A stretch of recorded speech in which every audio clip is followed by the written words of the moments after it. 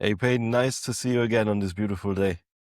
And this time with two quotes. One is by the American pragmatist William James, which goes like this: Believe that life is worth living, and your belief will help create the fact. The other one is by James Clear. It's not a race. You're not ahead, you're not behind.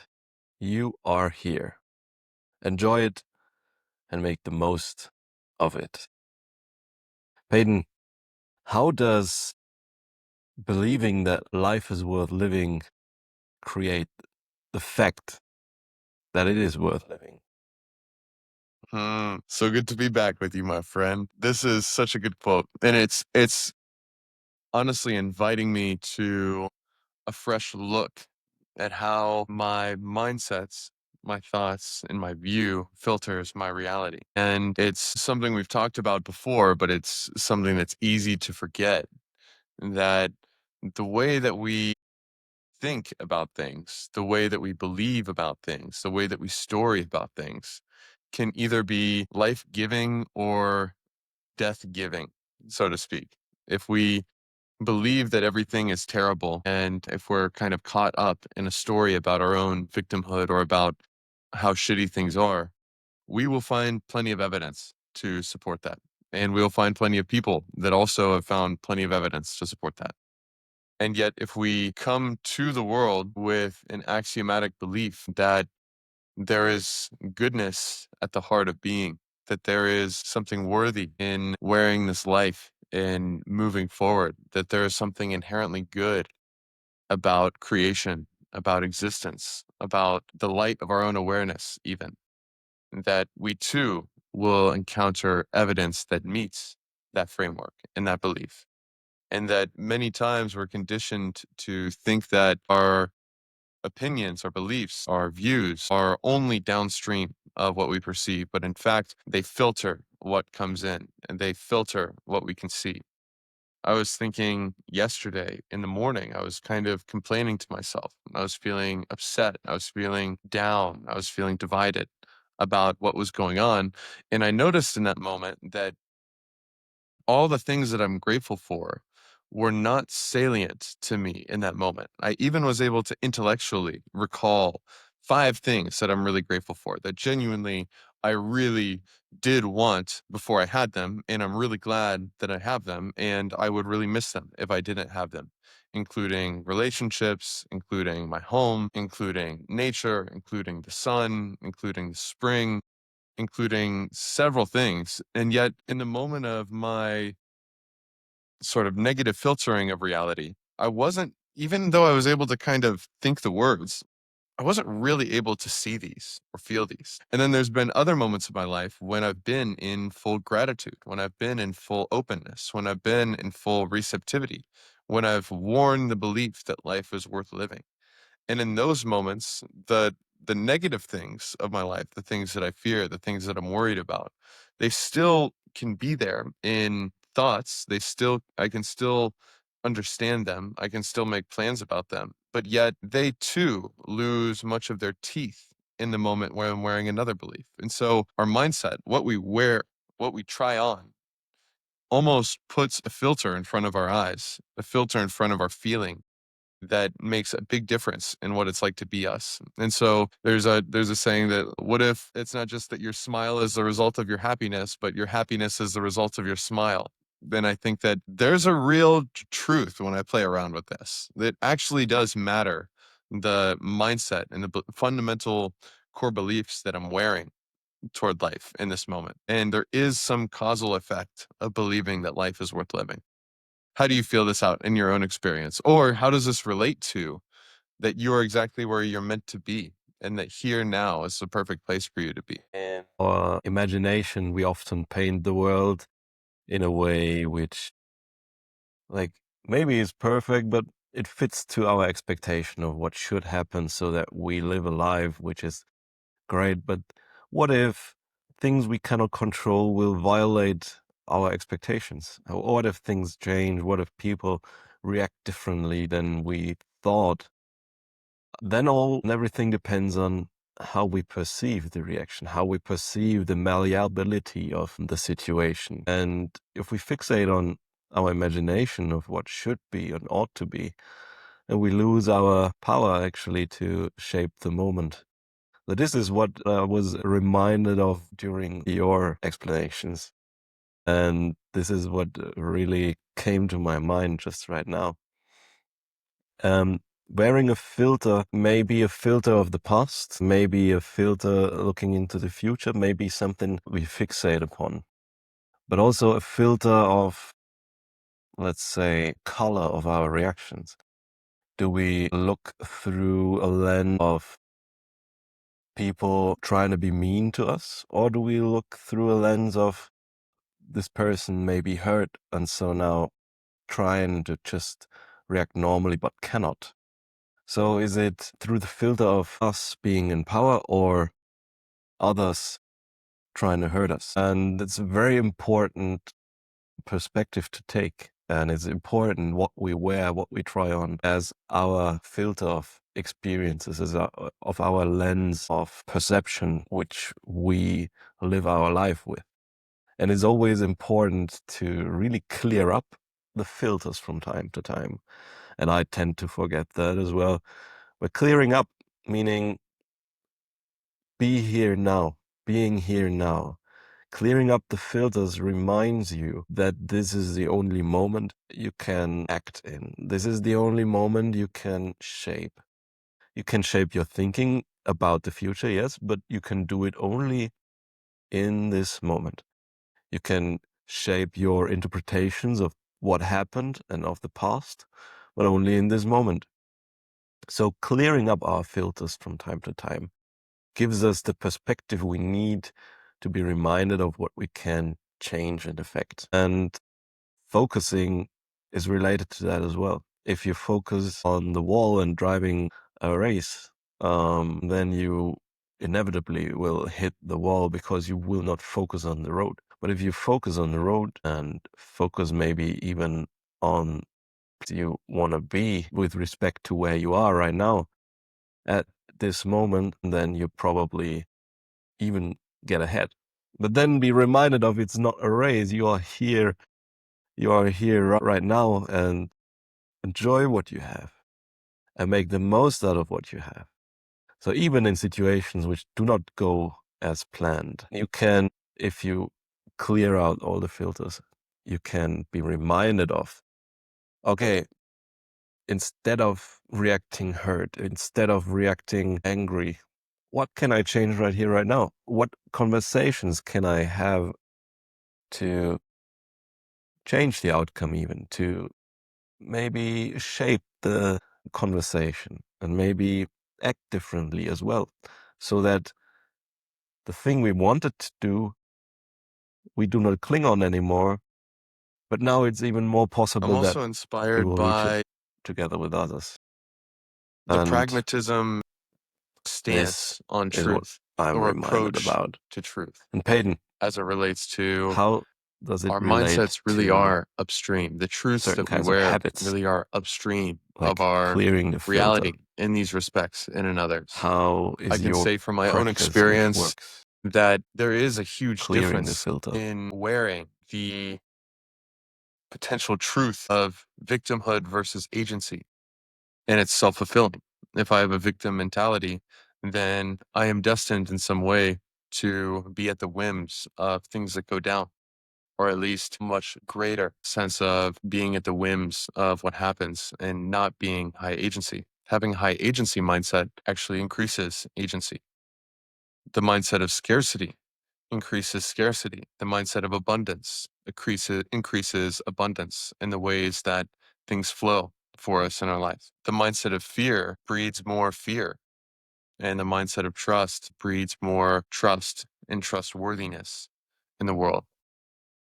The pragmatist view on truth is, I think, the richest and most pragmatic way that we can understand how our beliefs shape reality. And perhaps a deeper way of grappling with truth that resists simple black and white. I figured it out. I never have to feel the insecurity of doubt or a revision ever again that we're commonly conditioned to have. And so that the more typical version of approaching truth, I would say, or the more conditioned, regardless of what culture we come in, is seeking a group that we want to identify with or tribe for whatever this realm of truth is, and seeking consensus within that group, and then labeling that consensus truth as ultimate truth or holding on to it and saying the search is over. And the problem that's introduced by consensus truth is who's in charge of the consensus? And what if there's two different groups and they come to two different consensuses? You can look for a truth within some scientific community, and they say that this and this is true, and I can find 92% of PhDs that say this, and therefore I'm saying that that's true. That's the consensus I'm going with. Or I can go to this fundamentalist group, and 99% of them will say this is true, and so I've chosen this tribe. I've chosen this truth, and I'm really asking myself, what is the consensus, rather than really testing on and trying on these various truths. But opposed to either of those would be the pragmatists. And the pragmatists believe in what's called a radical empiricism. Radical empiricism meaning that all you encounter, ultimately, the only first person, the only direct data that you have arrives in the first person, arrives in what you can recognize. And so you may look to various consensuses as a means of finding your hypotheses. And you may notice that certain consensuses give you hypotheses in certain domains that hold up really well.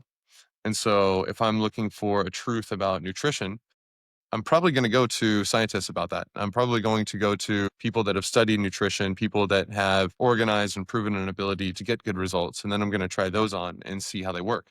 But I'm ultimately going to assess how true this is based off of trying it on, based off of seeing the fruit. And so the elements of what pragmatists consider truth is that truth is practical. It's measured by the actual difference it makes within experience.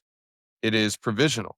So we don't have it in stone for all time. It's more so this truth that I'm wearing right now has held up to the various conditions I've put it under, but it's always under the test to some extent. If it doesn't actually map out to be true in my own experience based off of the fruit that it bears, it is held with an open palm and subject to revision. It's processual, which means it's made, not found. Truth happens to an idea. It's experiential. It's lived. It must cash out in felt experience. Doesn't make a concrete difference in the texture of life for the positive or for the negative. It's communal. And this is something that took me a long time to truly feel. But one person's first person subjective experience is always going to be partial. And there's a little bit of surface level contradiction or paradox that you might need to sift through here. And what's the difference between just finding a consensus and grasping onto it versus true communal lived truth? And there is a difference, but I won't digress too hard into that. And then finally, it's functional, it's instrumental, is that beliefs are tools for navigating experience. They're not mirrors of some independent, objective reality of this thing out there in the abstract that we're trying to perfectly describe with a primate brain and capture the territory fully in language once and for all in black and white to be written in a scroll that will be sealed for all time. It's that there's actual things that happen when we wear certain mindsets, when we wear certain truths. And the ultimate test of these things is actually how they do. What is the real world impact of wearing this truth versus that truth? And so this is where the William James quote of that a belief that a life is worth living helps to cause that fact to come true. This is a prime example. This is a belief where if we wear this truth and we see what fruit it bears, we will see that the more situations we wear this under, the more true it proves itself to be with our open palm. And so this is, I think, the mindset toward truth that can help us to evolve over time, that can help us to alchemize all of our experiences, because we run into all these edge cases where I'm wearing a certain truth and then it doesn't serve me here. And then actually, if I'm having a pragmatist mindset about it, then this can help me come closer to a deeper truth, a deeper lived truth that serves me, that I can wear, that bears better fruit in more circumstances and holds up in here or here or here. How do you think about the quest of finding truth? I think a lot of us are tempted to believe that it's as simple as finding the right people to agree with and always agreeing with them. But I think you can also see that the people who take that approach don't actually make it as far as the people who try stuff on and find what has better fruit over time. What do you think about finding truth in our life, practically as one little primate stumbling around in the dark? Yeah, I like the fact that the pragmatists, they frame it as truth has to be practical, and the test of it is it should improve your life or be true for your life. So it is also possible then to rule out some things as not needing to be true or not. So taking in the perspective of an agnosticism in terms of I don't know and it doesn't have a practical impact. So if I don't know and it doesn't have a practical impact, I need to be humble enough to rule out my opinion about it. But that in a primal brain like mine doesn't happen by itself. We need to actively engage ourselves in being humble enough into admitting that we do not know everything and also recognizing when we do not know what we do not know, question our assumptions even. So finding truths as an engineer, being trained in the sciences is always the, well, uncoverable, not uncoverable, but like you can get closer to it with the scientific method, posing a hypothesis and say, oh, maybe if I change my diet, I will be feeling better. I will be happier more hours in the day than usually. And then you go out and design your experiment and say, okay, what I leave out is maybe white bread, maybe it's wheat products, so that you can experiment that with your nutrition about, like, let's say 2 weeks, and then you feel the effects in your own body. And then it's true for you, whatever comes out. Maybe you feel better, maybe you won't feel better, but you at least went closer to knowing yourself better because you split the hypothesis space meaningfully into two and figured out the outcome. In my case, it may be I feel better without white bread, eating white bread all day long. You can go ahead like that, but not with everything. Sometimes empiricism turns out to move too close towards naive empiricism, where you only say only what I experience can be true. But it is not the case. You can also find things to be true through logical reasoning, through mathematics, through like conversation with experts about stuff they experienced. And yeah, maybe it's a consent mechanism at play, but there are things you can also think about and reason about, and they turn out to be true because you can measure them. You can design an experiment to go very deep into the details, like the physicists do. They design and engineer measuring devices where they can measure things and split the hypothesis space into parts again. So it's also important not to rule out stuff we do not understand, because obviously some things in our modern life work, and it can only work if meaningful things like the mechanisms of photons, of electrons, and molecules interacting with each other to the point that is in the scientific literature is true enough so that televisions work, so that our trains work, our cars work, telecommunication works, and so on.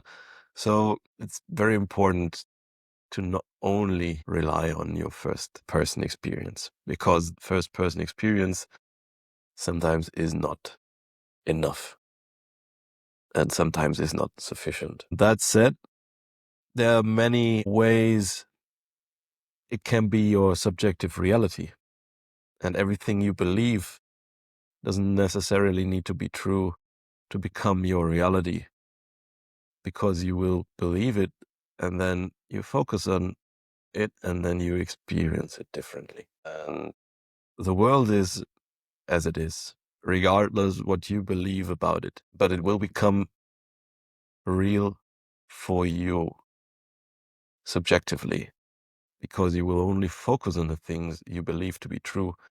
And then our mind, our brain is shaped in a way where it always tries to confirm what we already believe.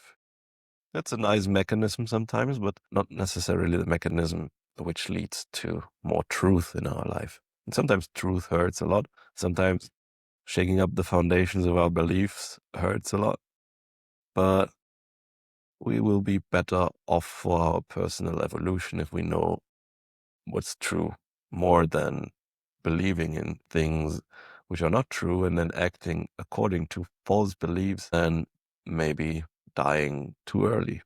If I believe I can fly and jump off a building, it's not necessarily true, but I will soon leave the gene pool. So not helpful, not true. It would be better if I believe that I'm limited, but I can get devices which help me fly. What do you think about truth and reaching truth and personal truth versus truth which will be uncovered by the scientific method, Peyton? I think that another way of feeling truth too is to move beyond our propositions, to move and find what is how is truth moving me in this moment? What is spontaneously arising to fit this moment that is a deeper truth to any truth that I can grasp onto in my hands? And I think maybe the deepest truth of all is finding the unfolding universe. This greatest truth of all might be to find this unconditional love for the ground of being, for the light, and this belief that we can trust, that we can open ourselves, that we can